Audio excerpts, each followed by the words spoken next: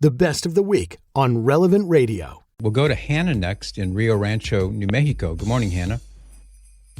Good morning, Patrick. How are you? I'm well, thank you. Good.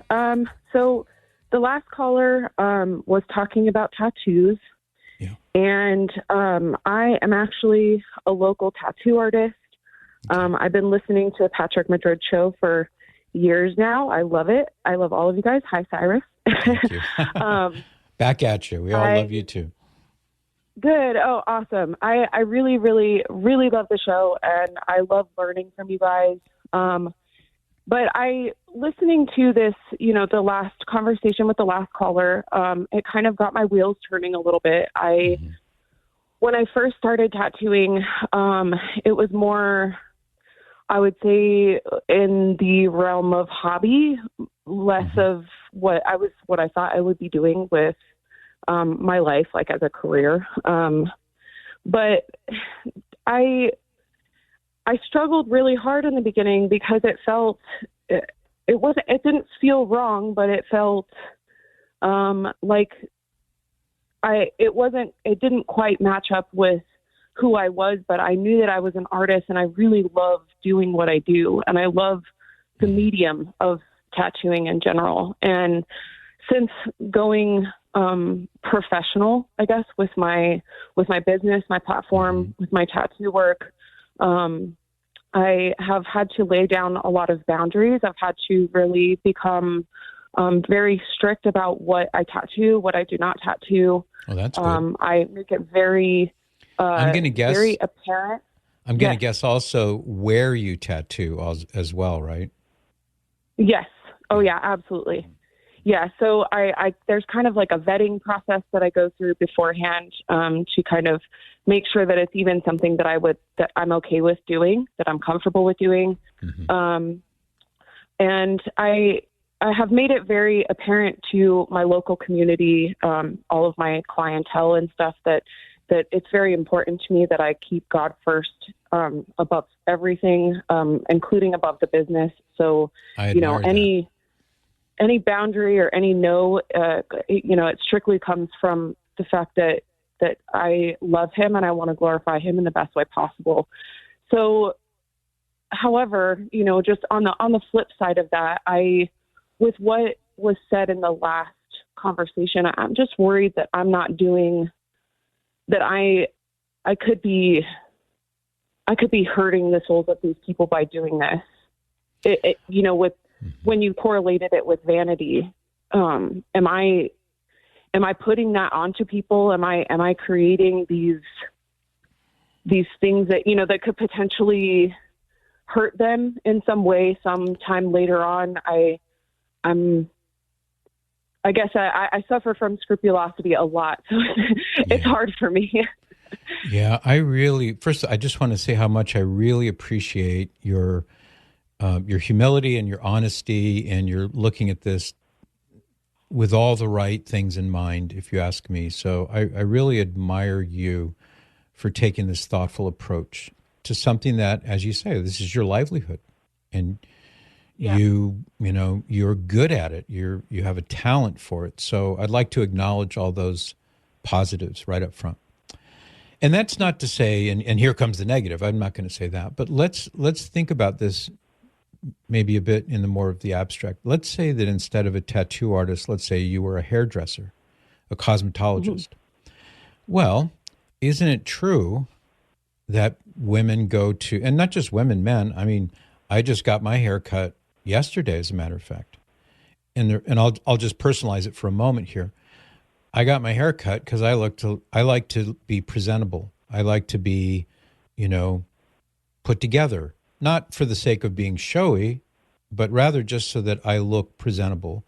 So I think almost everybody who gets a haircut, man or woman, does so for that basic reason. And that's good. It's a good thing to be presentable. Now, I think there's a place for when women go to the beauty salon and they get their hair done. Maybe they get the highlights, or they get it curled, or they get it straightened, or whatever is done to it. It's to enhance their appearance, to look beautiful.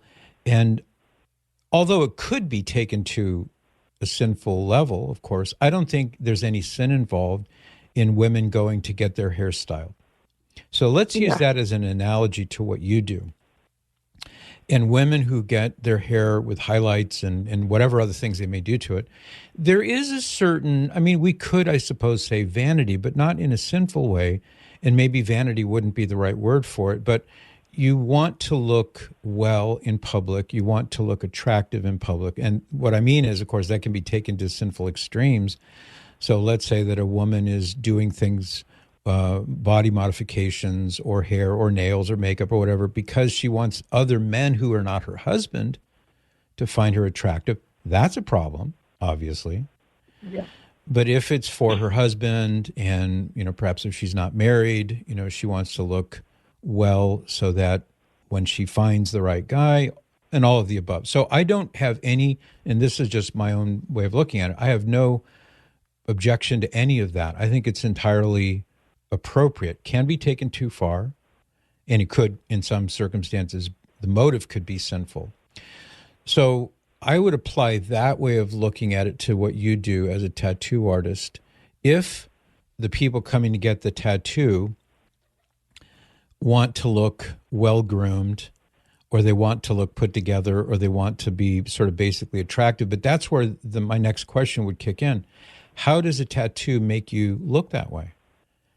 How does having a tattoo enhance your appearance or make you look clean or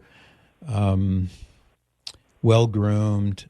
My thought is it doesn't. It has the opposite effect, generally, I would say. Yeah, generally. Yeah, you go ahead. I'll press pause. You go ahead, Hannah. Okay. I was just a few thoughts on that. It doesn't technically, it obviously doesn't add to the overall appearance of somebody in, I guess you would say, a positive way towards, I guess, the general public. Mm-hmm. But I do know that there's, a lot of my clientele, so I only serve female clientele. I am married and I love my husband very much. And I kind of figured out very quickly on that, that was something that I wanted to do.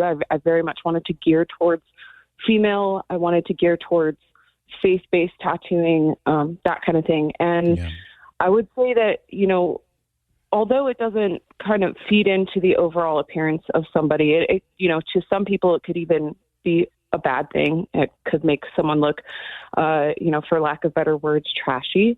But I know that there's a certain feeling, because I do have tattoos of my own. There is a certain feeling that comes with getting, those certain tattoos. And a lot of the tattoo work that I do is, kind of like a proclamation of faith. A lot of these women, like an image of Jesus or a crucifix or a lady or something like that. Mm-hmm. Yeah, exactly. I've seen that. So, for example, I have I just did the Marian medals on the front and the back of the Marian medal on my wrist. Yeah. And I did a little a word. It says servium on it. But those are just some examples of ways that we can outwardly express our faith. And I feel as though, for me, what justified it for me a long time ago, even before I was tattooing, what justified it for me was, if I have to answer for this, at least I can say, well, I got this because of my faith, because I love you, because I, et cetera. And I feel like, not everybody gets stuff like that. Some people just will get a little butterfly or a letter or their kids' names, stuff like this. But I have always worried from the beginning that I wasn't doing, that I could potentially be harming myself or others in the process of doing this and permanently marking other people's bodies. And I prayed along a really long time about it. I was tattooing for years before I even became a professional, because I was just uncertain that this is what I was supposed to be doing. But I pray over every tattoo that I do, and I have experienced the most incredible people. It feels like this, at least in this time of my life, is my ministry.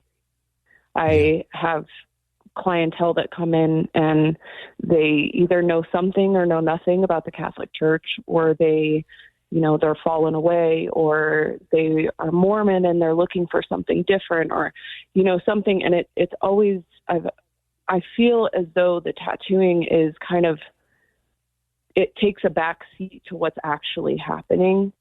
And that has always kept my heart kind of at bay. Mm-hmm.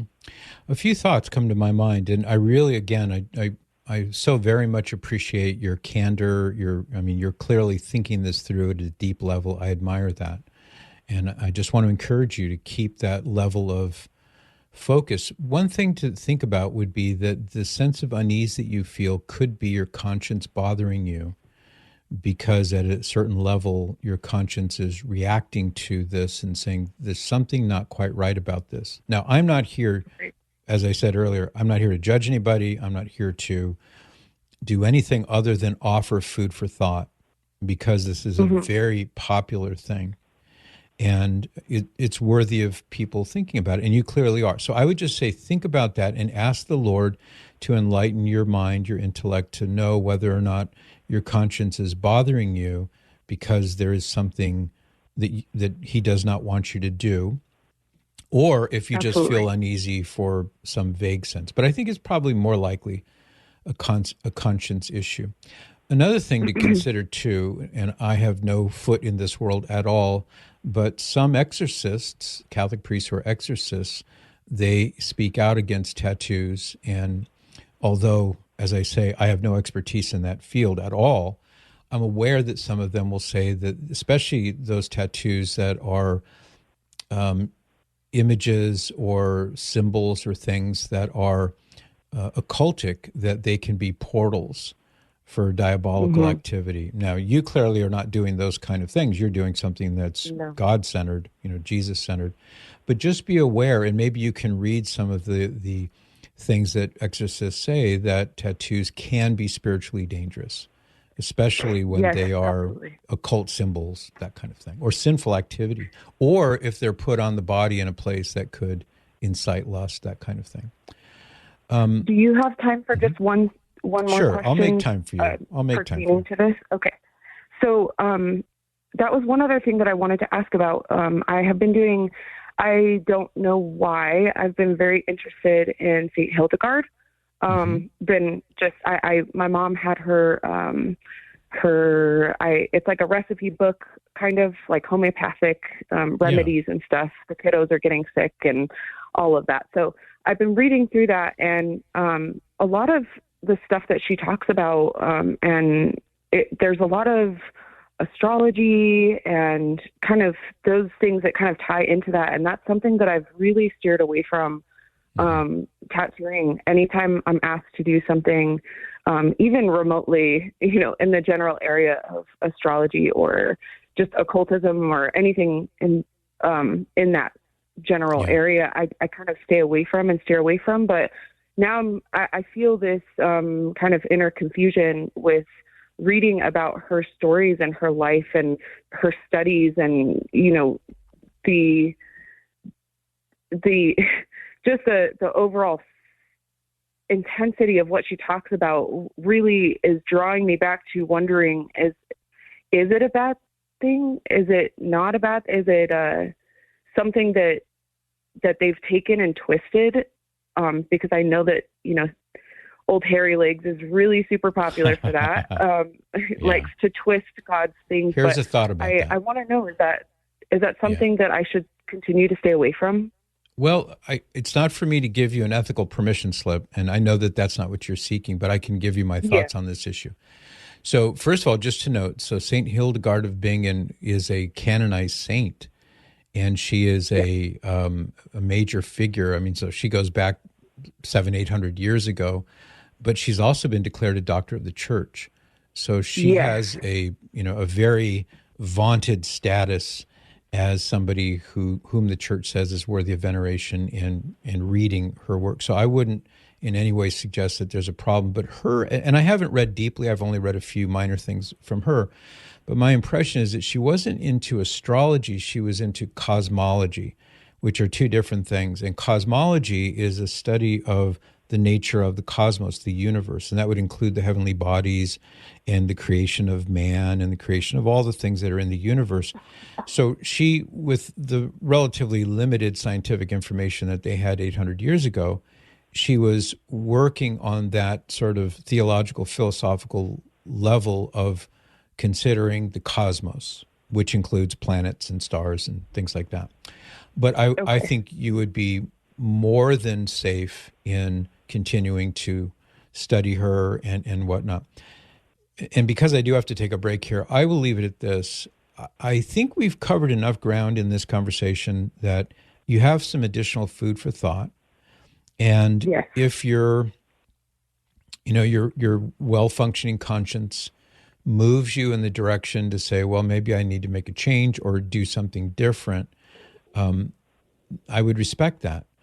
But at the same time, I'm not here to say you're doing something wrong, because everything that you're saying suggests to me that those fences that you put up, those boundaries, as you put it, that you're restricting your work as a tattoo artist in such a way that all of those nefarious, potentially bad things don't fit into what you're doing, it sounds to me.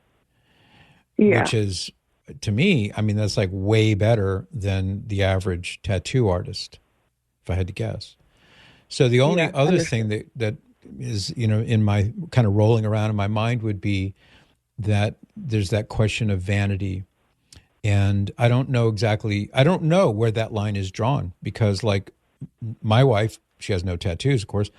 She wears earrings. She'll wear a beautiful necklace. She has her hair done nicely. And I will be the first one to say it, there's nothing wrong with that for her or for any other woman.